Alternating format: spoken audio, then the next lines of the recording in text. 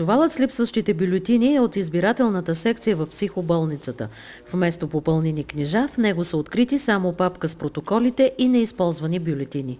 Това е нарушение на изборния кодекс, отваряме чувала, който е с печат, който е завързан по всички правила и вътре не намираме бюлетините, с които избирател е упражнил своя вод.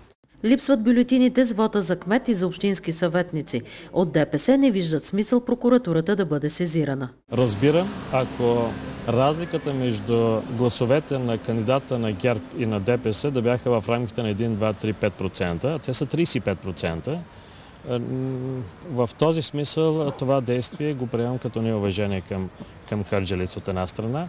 От друга страна, това дело е проява на политически инат от страна на политическа партия ГЕРБ в Кърджали. За повторно преброяване остават още 30 000 бюлетини. Очаква се до седмица административният съд да излезе с решение по казуса касиране на изборите в Кърджали. Преди това обаче трябва да открият липсващите бюлетини от психиатрията.